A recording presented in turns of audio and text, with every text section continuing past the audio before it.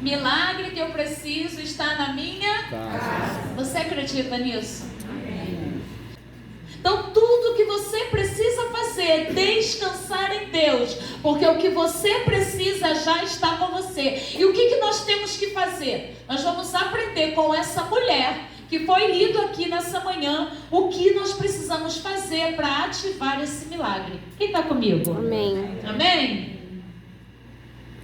Versículo 1 diz assim: uma mulher das mulheres dos filhos dos profetas clamou a Eliseu, dizendo: meu marido, teu servo, morreu, e tu sabes que o teu servo temia ao Senhor, e veio o credor para levar os meus 2 filhos para serem servos ou escravos em algumas traduções.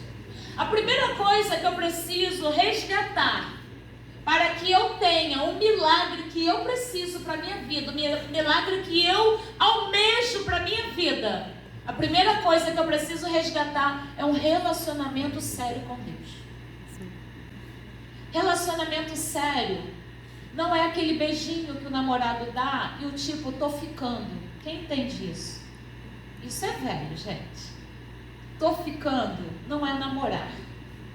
Tô ficando, eu tô saindo. Tô tentando. Quando alguém tem um relacionamento sério, ele não diz tô ficando.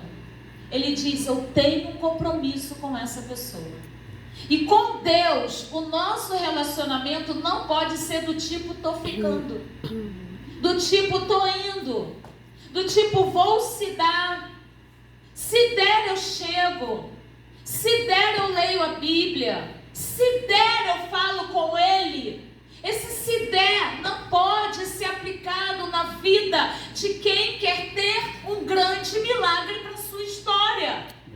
Para que eu venha conseguir obter esse milagre na minha vida, eu preciso resgatar o quê? Um relacionamento sério com Deus.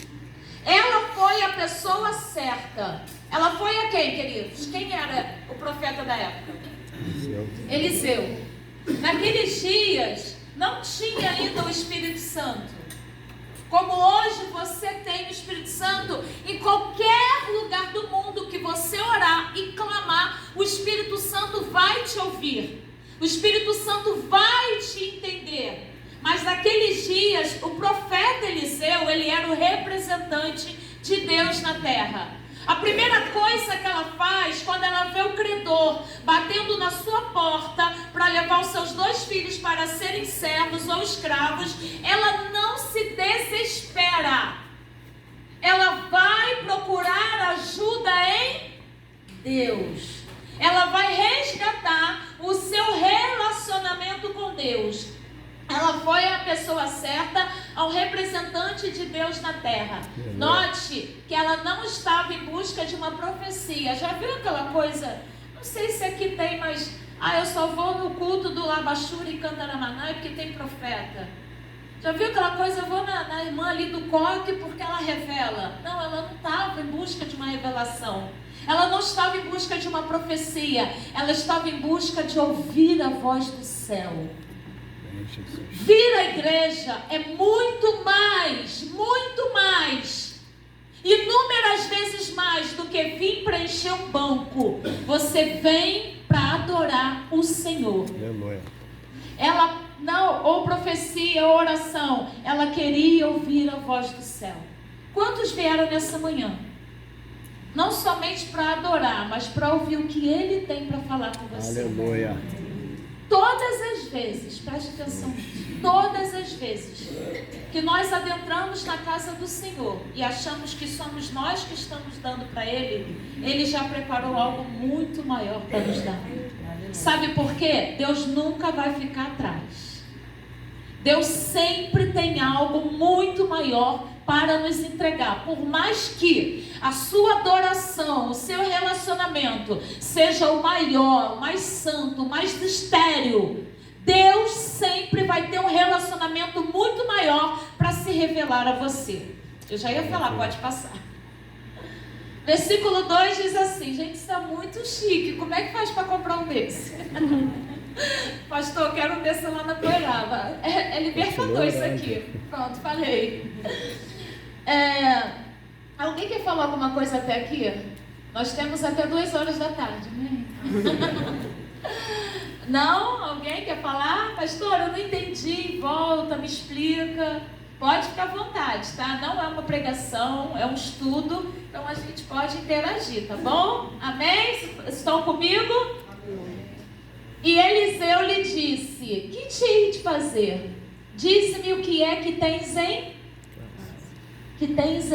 casa. Lembra que eu falei que o teu milagre já está na sua casa? Aleluia. Essa mulher não precisou comprar nada.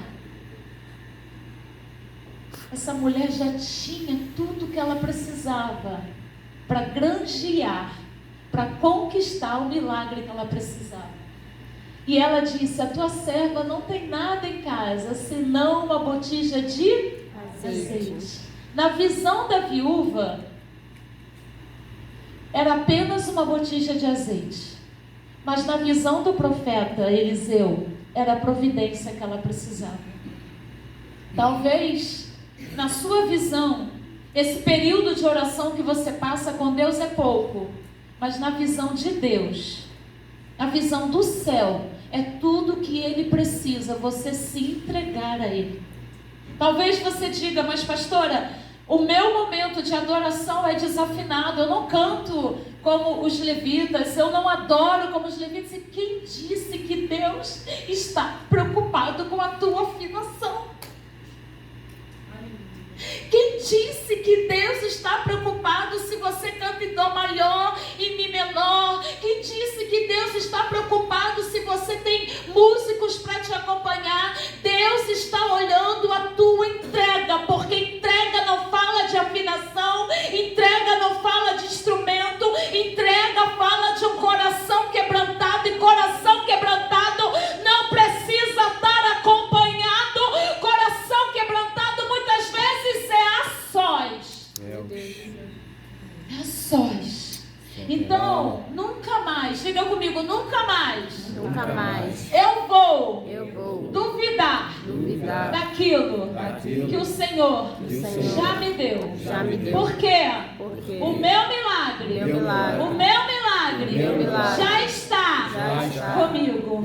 Amém? Na verdade, ela já possuía tudo que precisava em casa.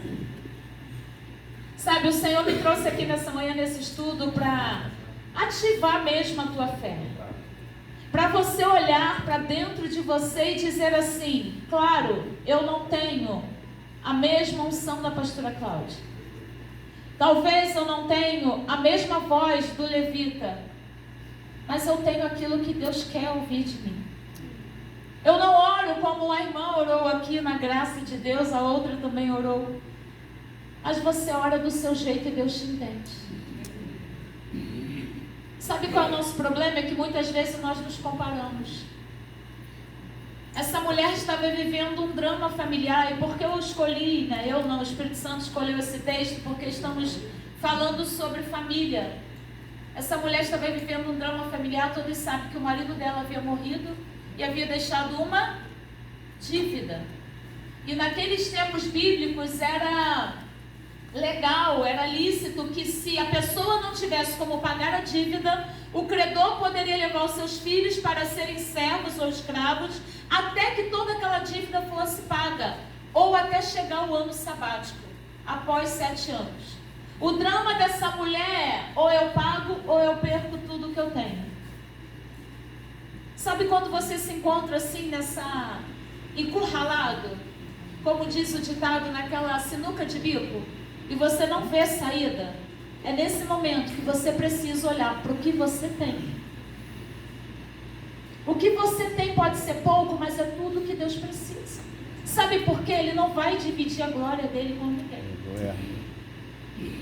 Se você disser que você tem muito, o que você tem é suficiente, o que você tem dá para resolver, não é Deus que está fazendo milagre, porque milagre não se explica. Milagre se vive. Amém? Tem alguém comigo? Amém.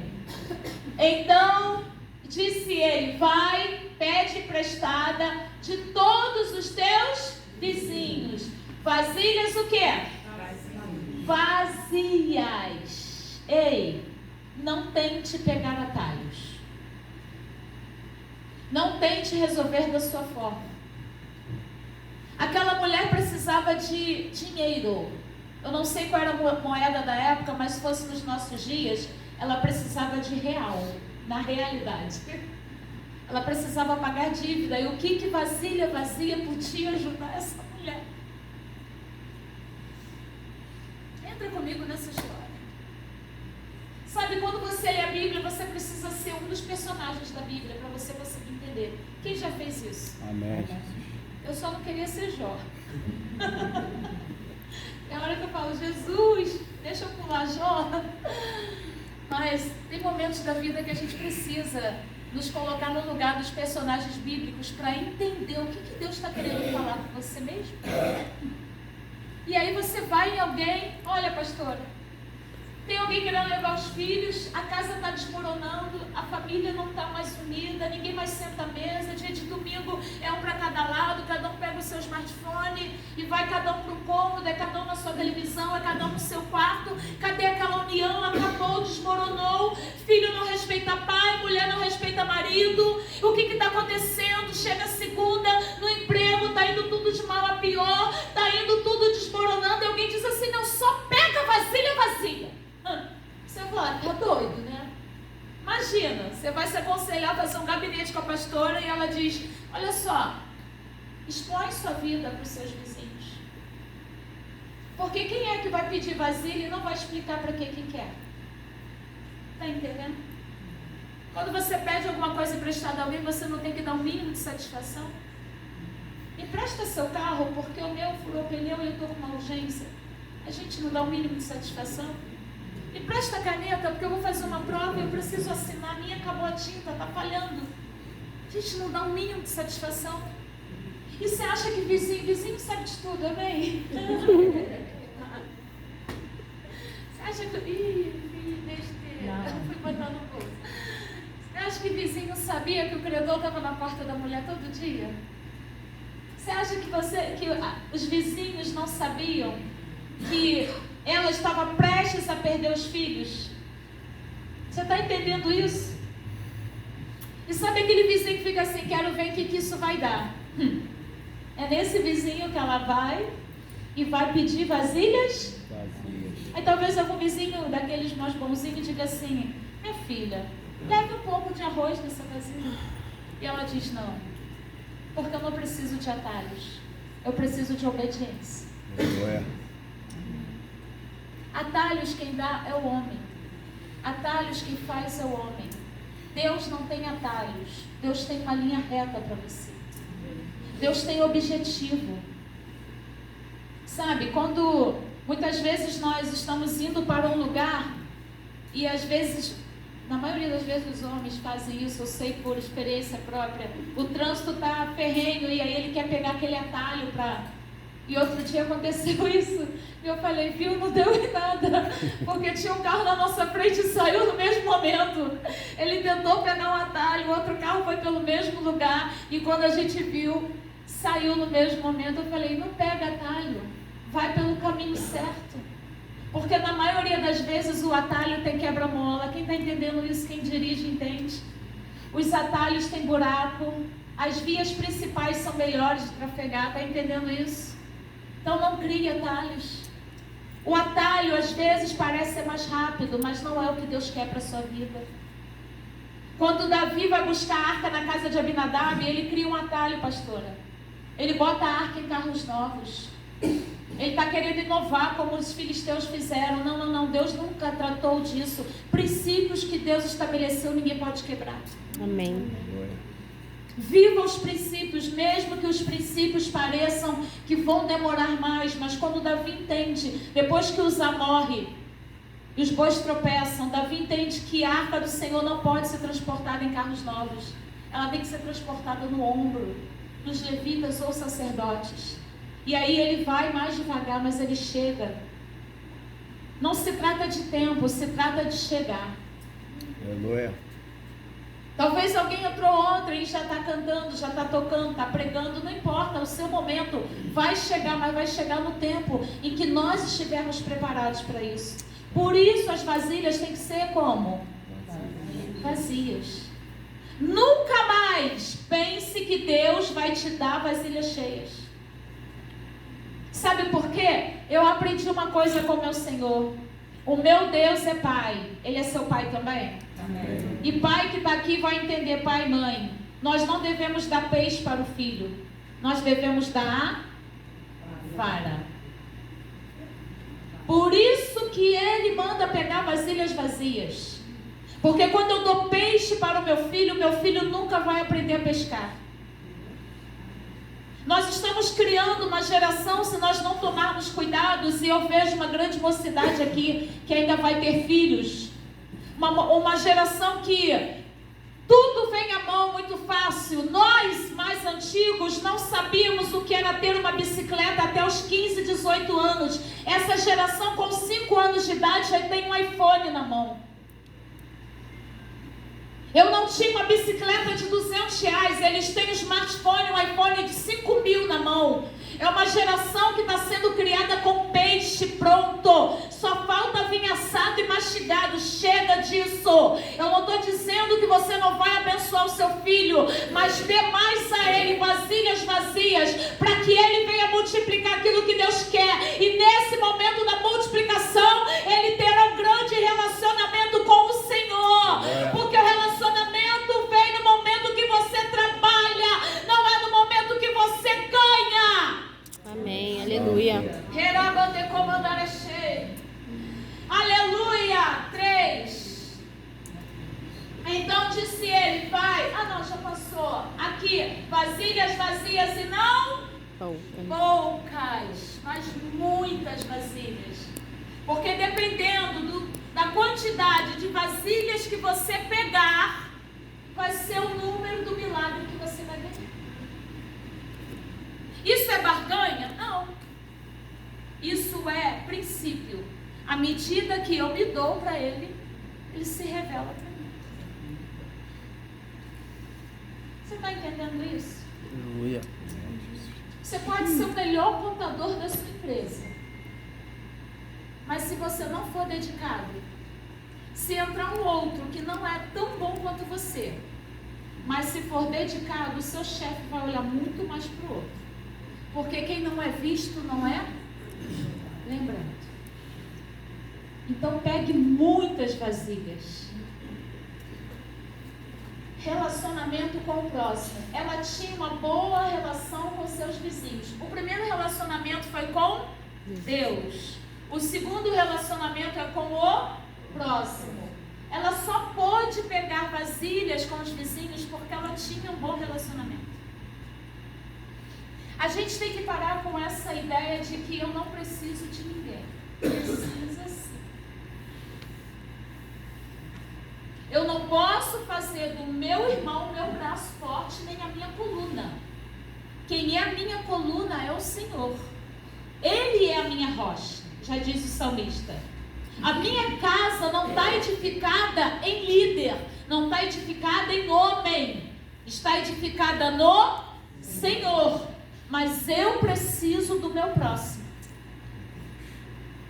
Eclesiastes 4 vai dizer que bom é serem dois, porque se um cair, o outro levanta.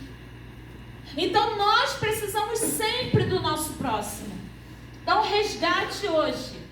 Se tem alguém aqui brigado com o vizinho, vai sair daqui coçando a testa.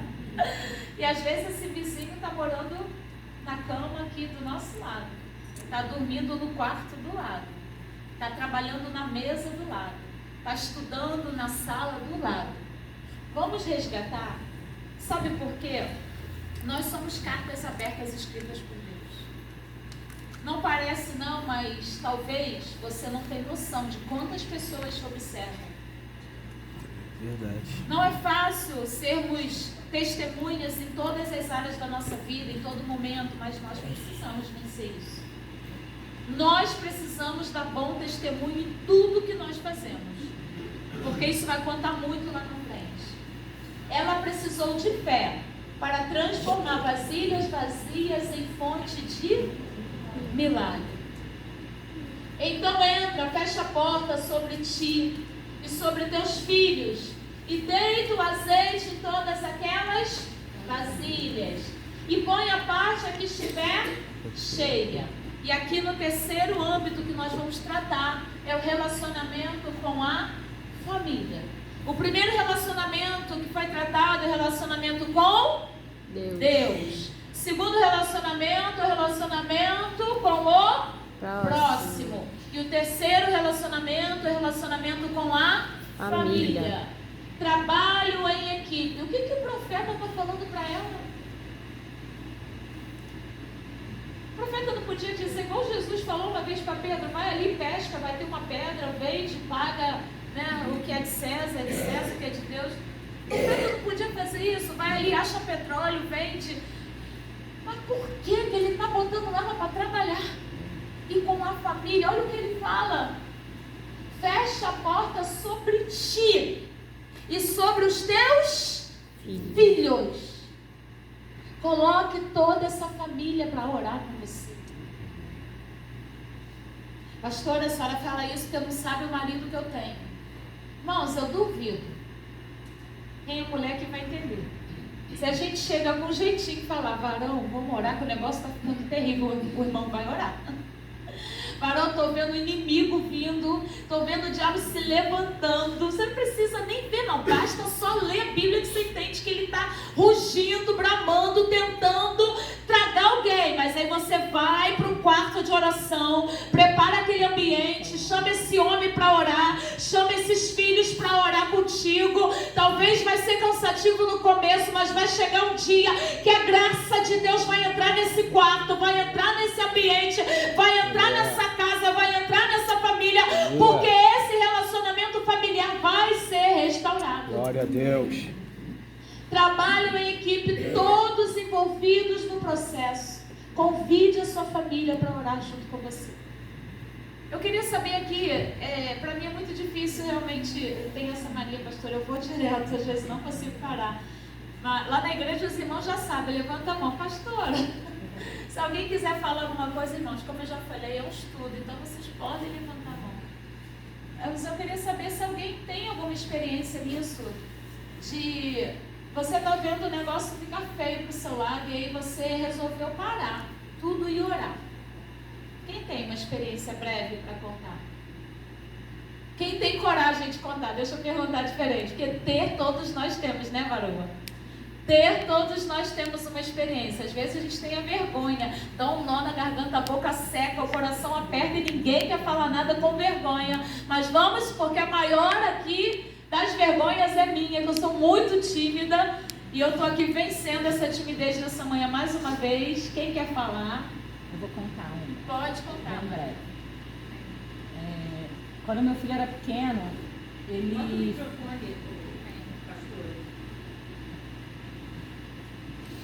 Quando meu filho era pequeno, ele começou a ficar muito doente. Entre 7 meses e 1 ano e 3 meses, ele foi para a creche e o Micael desenvolvia febre semanalmente, era uma febre intermitente.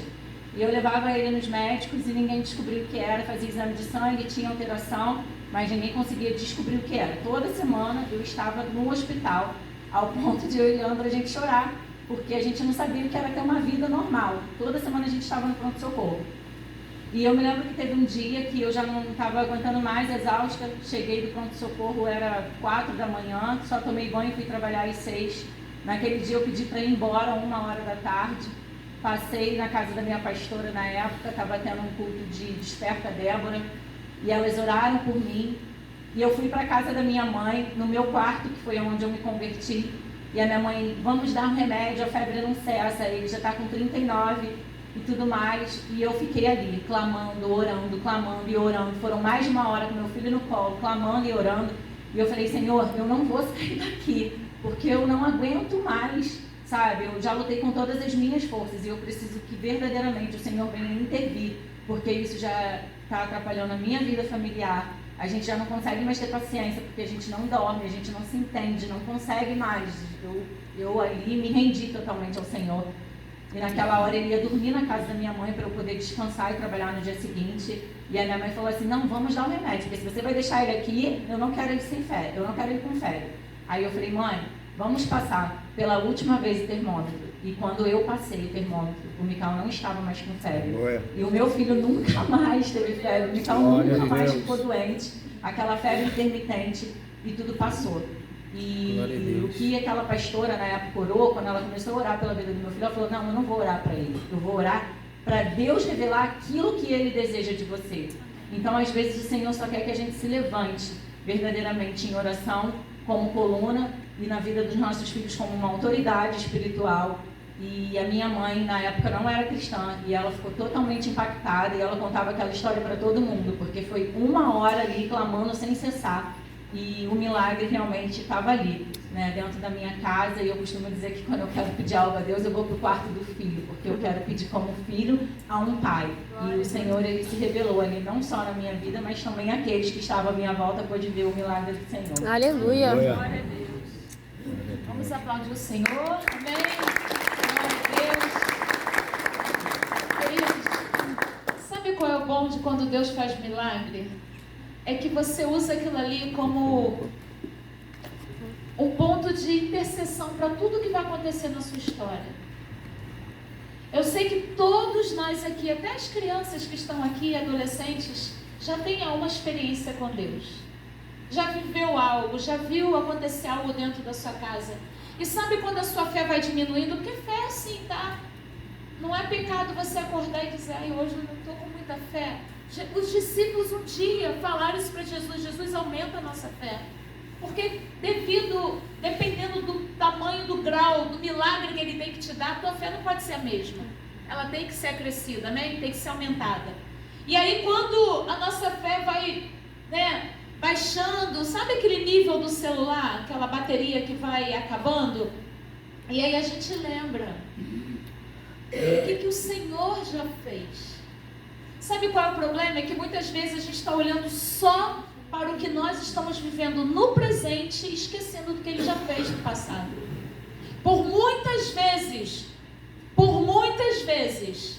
Deus fez o seu povo lembrar. Lembra de como eu vos tirei do Egito, de como eu vos livrei da mão de Faraó, de como eu vos fiz atravessar o Mar Vermelho com os pés enxutos, de como eu vos introduzi na terra que mana leite e mel. Sabe por que o Senhor nos faz lembrar daquilo que nós vivemos? Não é para a gente viver do passado, mas é para que a gente seja alimentado com aquilo que nós mesmos já vivemos.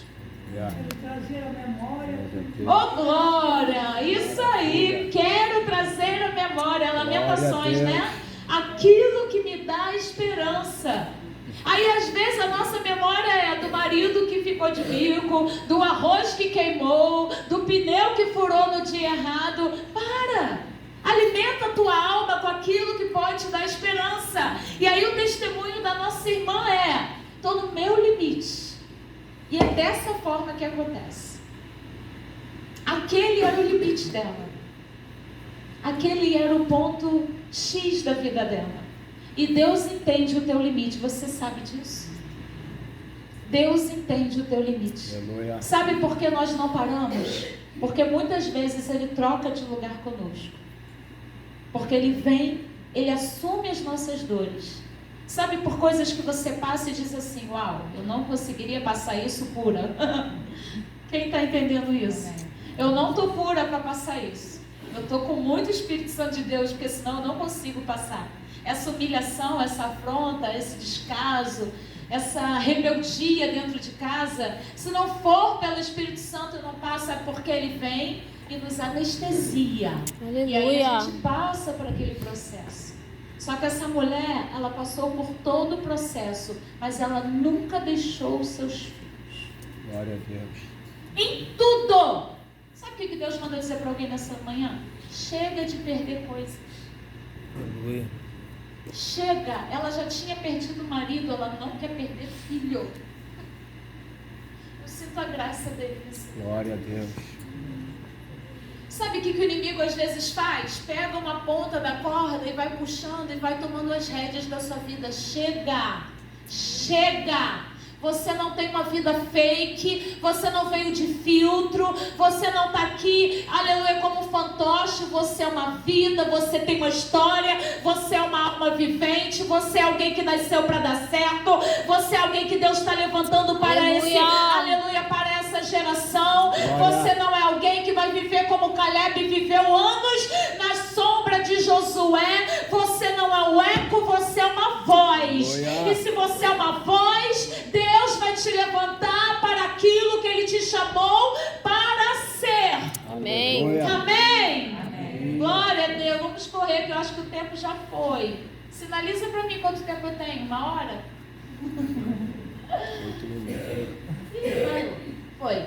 Partiu, pois, dele e fechou a sobre si e sobre os seus filhos. E deitou o azeite em todos aqueles vasos. Voltou? Voltou.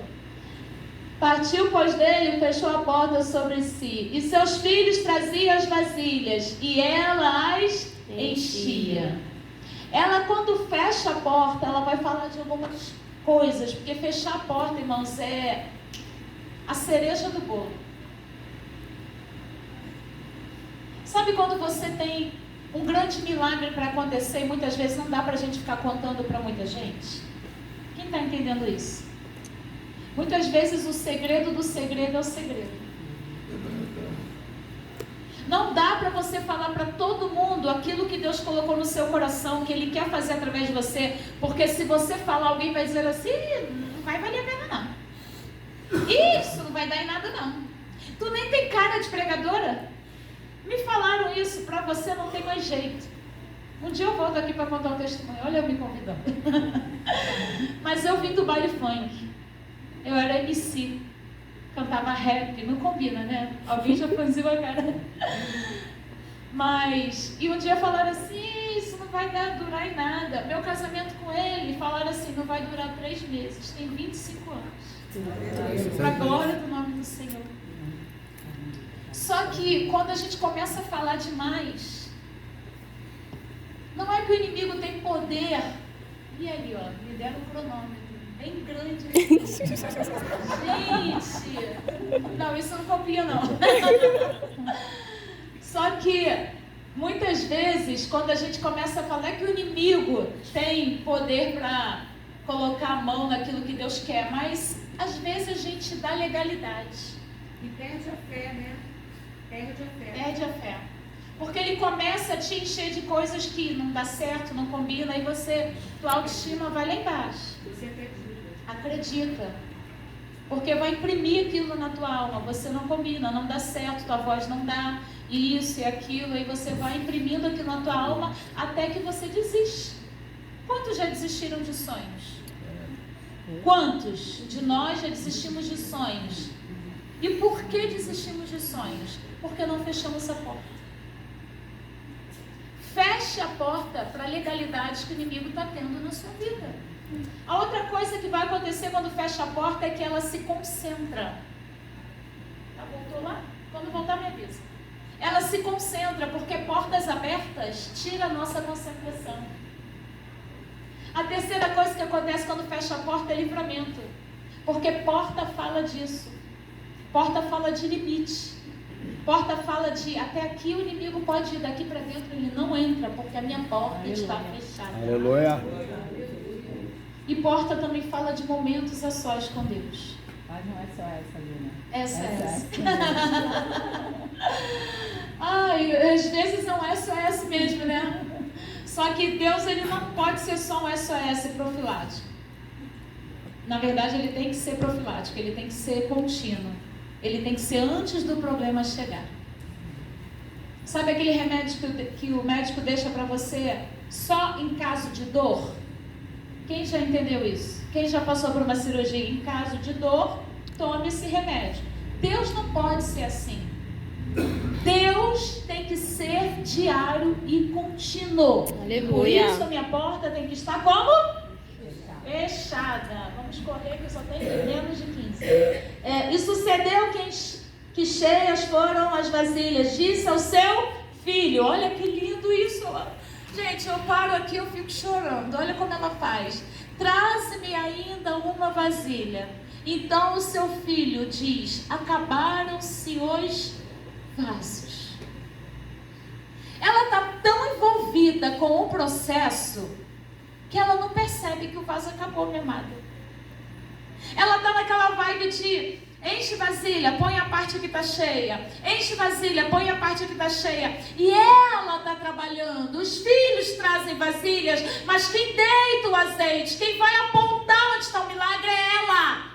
Está entendendo? O teu marido, a tua esposa, o teu filho, a tua mãe te ajuda. Mas é você que tem que botar a mão nesse azeite e fazer o Senhor agir de acordo com a vontade dele esse milagre. Aleluia, Deus. Ela está tão envolvida no processo, porque deixa eu falar, quando a gente se envolve no processo, a gente não sente a dor do processo. Se você está sentindo muita dor nesse processo, é porque você não se envolveu em Deus. Porque Deus troca de lugar contigo. Aleluia, e Ele Deus. anestesia as suas dores. E ela está tão envolvida naquele processo que ela não percebe que as vasilhas acabaram. E ele diz assim, o seu filho: acabaram-se os vasos. Eu vou encerrar sem ler mais. E ela volta então ao homem de Deus, no versículo 7, para finalizar. E ela vai falar para Eliseu tudo o que tinha acontecido. E ele vai dar uma orientação para ela. Vai, vende o azeite. Ela precisava de quê, queridos? Dinheiro para pagar a sua dívida. Olha como Deus é maravilhoso. Azeite naqueles tempos bíblicos, ele era algo muito valioso. Talvez hoje, quem tem muito azeite em casa, tá bom, você é bem sucedido, mas rico não, né? Teria que ter diamante, petróleo, amém? Hoje tem que ter muito dinheiro para comprar azeite mesmo. É, né? Tá em alta azeite? Nem sei. Mas não tanto quanto naqueles tempos, porque o azeite naquela época era usado para várias finalidades. Era usado primeiro para unção, segundo para se limpar, era usado também para sacrifício, tá? E era usado também para iluminação, porque era com azeite que colocava na lamparina, lembra de Mateus 25? Para acender o ambiente. Então o azeite ele era muito precioso por isso. E agora quando ele vira para ela e diz: vai, vende o azeite, paga a tua dívida. Olha como Deus é lindo. Se acabasse aqui a história, já estava perfeito. Eliseu está dizendo para ela assim: olha, tudo que você precisava, pela sua obediência, você já conseguiu. Tudo que você precisava, porque você veio à pessoa certa, você manteve equilíbrio, resgatou o seu relacionamento com Deus, resgatou o seu relacionamento com a sociedade, com o seu próximo e resgatou o seu relacionamento com a família. Agora você tem o seu milagre dentro de casa. E ele vai dizer para ela assim: vende o azeite. Outra coisa que ele está querendo dizer assim: mulher, não perca o teu foco. Vende o azeite e faz o quê? Paga a tua dívida. Pastora, muitas vezes a gente luta, ora, faz campanha, jejum por algo, e aí quando consegue, a gente perde o foco. Está entendendo? O que Deus está falando com você hoje? Se for preciso, faz um lembrete, coloca na porta da sua geladeira: eu não posso perder o meu foco. Se for preciso, coloca no seu computador, na tela do lado da sua televisão. Mas lembre todos os dias que você não pode perder o seu foco. Para que mesmo que você está pedindo azeite? É o que mesmo que você está precisando? Qual é o milagre que você está precisando? O Senhor tem esse milagre dentro da sua casa. E aí o final, né, que fecha com chave de ouro, ele ainda diz assim: paga a sua dívida e tu e seus filhos vivei do resto. Lembra que eu falei no começo, eu já encerro, que Deus sempre está além daquilo que a gente pede? Deus sempre está à frente do que nós pedimos? Deus sempre está mais adiantado? Eu costumo dizer que eu dou um passo para Deus e Ele já tem 2 para eu dar, preparado. Eu dou 2 e Ele já tem 4. Deus sempre está à frente. Quando ela vai ao profeta, ao homem de Deus, a intenção dela era pagar a dívida, mas Deus sempre vai à frente. Deus sempre está olhando, não, eu não vou só dar para esse momento. Eu vou preparar para o futuro. Aleluia. Vou preparar para o amanhã. Glória a Deus. Eu vou preparar para aquilo que ela não está vendo, porque Deus, ele é atemporal. O tempo dele é o Kairos. E o Kairos é o tempo perfeito de Deus. Maravilha. Aquela mulher, ela foi ao homem de Deus pensando naquele momento, né, que ela estava vivendo, naquela dificuldade momentânea. Mas Deus não vai nunca olhar para mim e para você e resolver o nosso problema hoje. Ele sempre vai dizer para mim e para você assim: estou resolvendo hoje para você viver o amanhã. Porque se ela paga a sua dívida, ela ia viver uma vida muito dura. Porque naqueles tempos bíblicos, mulher não trabalhava fora. Mulher era sustentada pelo marido. E quando os filhos crescessem, pelos filhos. Mas o que me dá a entender aqui é que esses meninos ainda eram pequenos. E Deus está preparando um futuro. E sabe qual é o mais lindo dessa história? Me pergunte qual. Qual? Pode melhorar, diga qual. Qual? É que ela começa em Deus e termina em Deus. Aleluia.